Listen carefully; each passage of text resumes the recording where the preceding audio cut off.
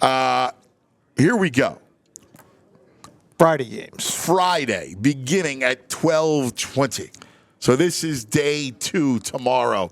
Get your notes, all right? Because listen, my man knows he'll give you matchups. All right, I'm okay. He's great. Now here's the deal: Florida Atlantic, Northwestern. You've seen Northwestern. Florida Atlantic, a 3.5-point favorite against Northwestern. Yeah, I'm surprised that Florida Atlantic's the favorite. So obviously, I like Northwestern. Chris Collins has done one of the amazing coaching jobs in modern college basketball history. Think about the history of Northwestern basketball before you get there. Total NCAA tournament games, 0. He got them in a couple of years ago. They won a game. They almost beat Gonzaga in game 2.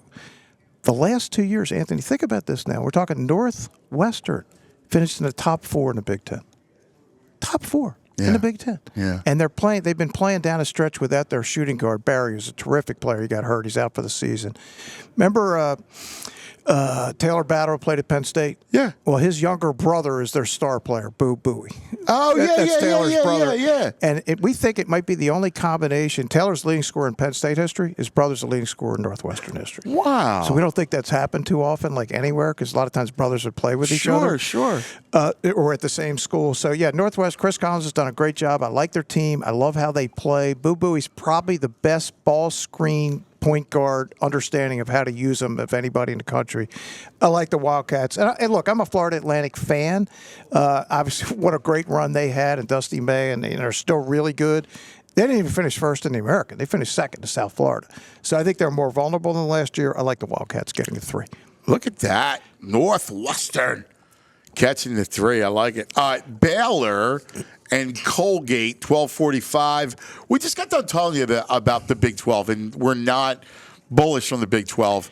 And this is a big number you're laying, 14 on a Baylor team, the 3 seed. Yeah, look, they've been in the vicinity for a couple of years now. Colgate, of course, coached by Matt Langel, who played with Michael Jordan at Penn. Mike Jordan, great backcourt for Fran Dunphy back in the day. He's done a phenomenal job, owns the Patriot League.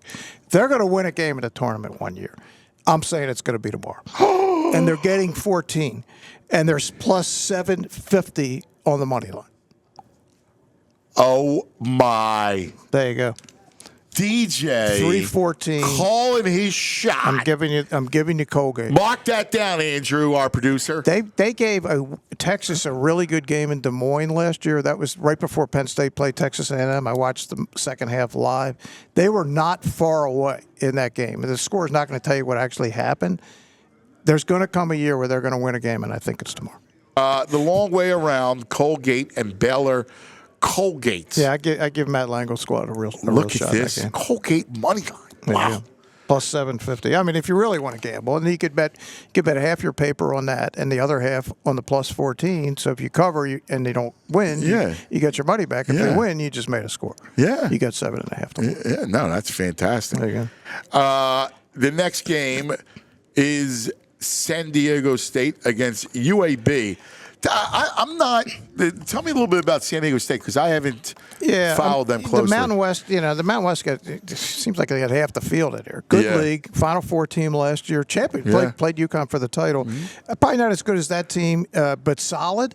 UAB was interesting. They're the most athletic team in the American. In fact, Adam Fisher, I talked to Adam yesterday, the Temple head coach. He said, we wanted to play South Florida the championship game because we don't match up at all with UAB. San Diego State, I think, does. I actually like San Diego State given the 7. UAB is very much of a 1-3-1 zone, run up and down the court, and I don't think San Diego State's going to have a problem with either of those things. So I kind of like the Aztecs in the game. Oh, look at that. Again, don't love them, but if I had to take a side there, that's the side I would take. Okay. Marquette, the 2 seed. I like Marquette. Marquette is the 2 seed. They got the Hilltoppers. They're laying 14.5. Of course, the big concern is the point guard. What's the difference? What's the deal on Kolek? They're saying he's going to be good to go, but saying it and seeing it are two different things. This is not a game I would get involved with.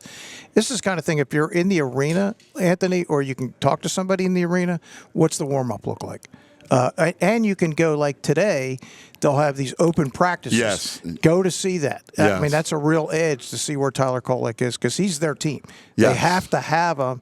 If they have him, they'll probably win convincingly, but you just don't know. And I'm a Shaka Smart fan. I think he's unique in the game. He is. I love the fact that he's back home and he's done a great job with Marquette. And my buddy Charlie Pierce, wherever he is up in Boston, the great writer, is a Marquette grad, and I know he's going nuts about the Marquettes. Hey, all right, let's keep going. UConn Stetson. UConn 26.5 against Stetson. Of course, Stetson the 16 seed. Game is in Brooklyn. UConn's going to be able to name the score. I think they'll win by 35 or more. And if you like Stetson, you get plus 2,100. I would not advise that. I do not think that is a good play. Minus 10,000 if you want to bet UConn to win. Yeah, no. I don't think that's a good play. No, that's not good money management. No. By no means. The Friday 3:00 game, Clemson and New Mexico. So this is something that's interesting, right? We talk about Ken Palm and we look at seedings versus favorites and betting lines, but New Mexico is the 11th seed, and the Aggies are favored against Clemson. Yeah, that's the 11-6. As Anthony Lobo, said, excuse me. Yeah, minus 2.5 for the 11, which tells you that the committee was confused about how they seeded New Mexico. That's why you need a gambler or somebody who does point spreads on the committee. And New Mexico, had they not won the Mountain West tournament in Vegas, they weren't getting in. No. And Which think about also tells you something. that would have been a crime. Yeah, and that's Richard Pitino, Rick's son. Clemson, I thought they were way better in November, December, and January than they are now. Yeah. I think New Mexico is more the now team. I would lean slightly to the Lobos there. Do you always go now when you're handicapping a game? Yeah. Only because the idea of all of a sudden they're going to recapture something has never happened. No, I mean, I think Rarely happens. Yeah, can it happen? Yes, but it's not the way to play. Who is this team today? Yeah. Like in any sport, any time. Yes. Like I'll bring up bad memories, but Eagles September, October, November. Eagles December, January. It's very fair. No, you're exactly right. It's like same players, different team. The final the two final afternoon games. One is Auburn, a team that we like that got hosed by its seed. They did. 12.5 against Yale. Yeah, Yale is very good. They got a young kid named Danny Wolf who's an NBA player. He's a 7-footer. I mean, you don't think of Ivy League, but man, they were so lucky to beat Brown last Sunday. Brown had them beat. My buddy Mike Martin, who was an assistant at Penn for a number of years, did a great job. They were the better team. Then they missed a bunch of free throws at the end of the game. End of the game, it was over. Yeah, they had the game won. Opened the door for Yale. James Jones really done well. I think Yale could cover, but there's no way they're winning the game. I like Auburn in the game.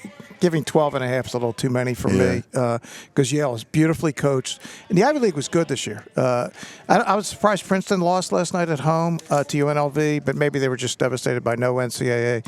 And if you watch Cornell, they gave Ohio State all they needed the other night in Columbus. So, I think Yale has a chance, but Auburn should win the game.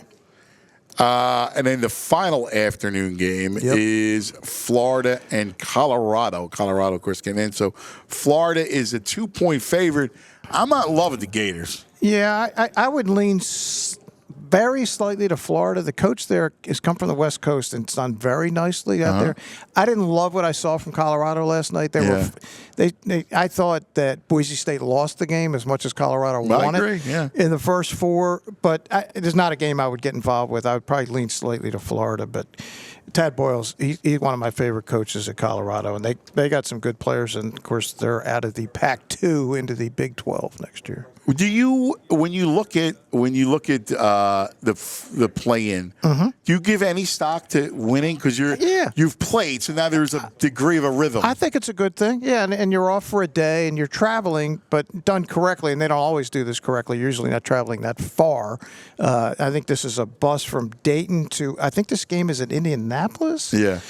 So that's a bus. That's an hour and a half, 2-hour bus ride. I think I believe that game is in Indianapolis. It's hard to keep track of all this stuff. It is. It's in Indianapolis. So I'm a little surprised they gave him an afternoon game. No, it's late afternoon. So, because they played late tomorrow night. Yeah. I would have thought you'd try to make that game late tomorrow night, but it's again they do weird things. But yeah, to me that's a 50-50 game. I think the line's a good one. Florida -2. All right, and then finally, let's go to the evening session tomorrow night. This will be the last session of the great days, Thursday and Friday. Texas A&M and Nebraska. We both love the Huskers laying 1 against A&M. Yeah, it's a weird, a lot of weird stuff happening. The AD, Trev Alberts, just went from Nebraska to Texas A&M. For whatever that's worth, it's kind of weird, and they're matched up here. Right. Again, I saw A&M get run out of the gym by Penn State last year. Nebraska has some similarities to Penn State. They're a good three-point shooting team, good spacing. They don't have the great point guard in Jalen Pickett that Penn State had last year. I think this is a very good matchup for Nebraska because how Texas A&M plays, they load everything to the ball.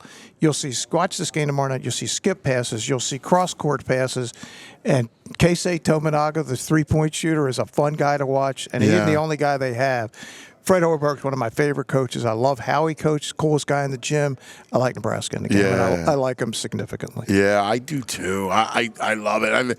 Matchup-wise, they're going to shoot the three. They're a fun team to watch. I agree with when it comes to Freddie.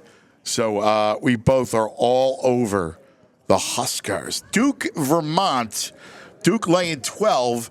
The Vermont team's always a team that you always go, well, they can cover. Yeah, they're dangerous. I mean, they own the America East. They win the league every year from when our man Tommy Brennan was up there for years, and they're still winning. It doesn't seem to matter who the coach is. I give Vermont a slight chance to cover. I don't see how they're winning the game. They're plus 525 to win the game. Not one of my favorite games for tomorrow. Purdue Grambling. And Purdue laying a huge number, 26.5. Yeah, if this game was at Mackey Fieldhouse, I would like Purdue by 40 because they're unbelievable at home. But it is in Indianapolis. It's an hour's drive away. They're going to have all the fans there. Grambling just won the first time they're ever in the tournament. They won. It's a great story last night. They came from way behind to win against Montana State. I think Purdue will probably cover pretty easily. Look, they've been waiting 365 days for this moment after their fiasco against Fairleigh Dickinson. I don't think, and as I said, they're way better than the team that lost last year. Yeah, it's funny, and they got a great seed. They got you look at the pathway. Great bracket. Oh I my mean, God. It's like they wanted to make up to them what happened last year. Yeah, because rightly so. Everybody's dubious of Purdue, and they are a one-player team. Yep. But I mean, I just don't. I mean, the way the thing is, they're wide open. They have a breezeway. Let's look at Alabama and Charleston. Alabama is 9.5 against Charleston. You like Charleston at all? I do. I think they got a chance. They won the Coastal, the former Colonial Drexel's league. They've been the dominant team in recent years in the league. Alabama kind of faded down the stretch a little bit. I don't know why, because they were playing beautifully for a while and they were putting up 100 on people. They can really score, but I do think Charleston has a shot to cover the game. An outside chance to win. I'm not picking them to win, but not out of the question. If you like them to win, plus 335 on the money line. Yeah, I like that.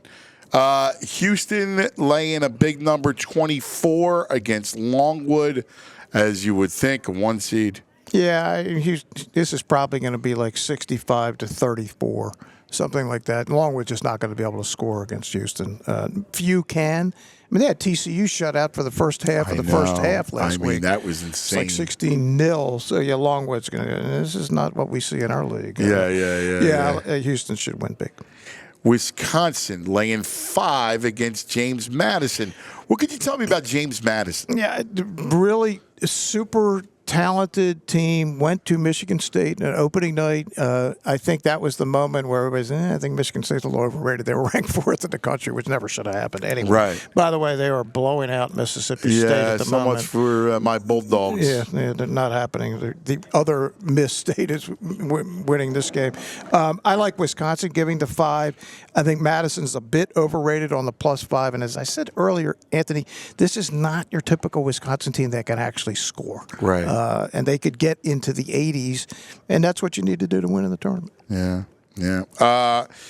The last two games of the evening, TCU laying 4 against Utah State. Again, we talk about the Big 12. That's been the number of teams that are in it from the Big 12. So we look at them, and they're laying 4 against Utah State. Yeah, Utah State's solid. They're Mountain West, good tournament. We're going to see how their teams are going to do. We get a better sense of it's kind of like a horse race. Watch who the horses have been running against for their next race. Just what we need is a fight. What game is that? Look at this. Look at this. Battle to the ground. Not good. Oh, look at this. A brawl. Which game is that? That is. I don't know what game that is. What is that, Vinny? BYU. Ooh, BYU and Duquesne battling it out. Wow. How about that? I thought those Mormons were quiet, nice people. What's going on? What's going on out there? Andy Reid. What's happening with Coach Reid? TCU, Utah State's solid. I'm a little surprised. To me, that looks more like a pick'em. I'd probably lean slightly to Utah State. So would I. It felt the fat to me in the line. Yeah, no great opinion. I'll be rooting for TCU and my buddy Jameer Jr. But having watched them, and I watched them a lot because I wanted to see him. I think they're a flawed team. They just don't. They have one really good shooter, but they can have games where they can't make any shots at all. And then finally, the last game of the tournament. Yes, sir. Number 32 of 32 over Thursday and Friday. St. Mary's, 5.5 against Grand Canyon. Yeah, St. Mary's, disciplined, smart, won the West Coast regular season, just solid. Doesn't make mistakes. They play defense. They really guard you. The score will stay down. Grand Canyon, coached by Bryce Drew, we mentioned. They're kind of in a spot they haven't been in before. I would lean slightly to St. Mary's, given the 5.5. Yeah, I like St. Mary's. I know you're a fan. I do. I like them. I do. I think they're good. There you have it. That, my friends, is 32. We told you we go over 32, give you analysis and breakdown of each and every game.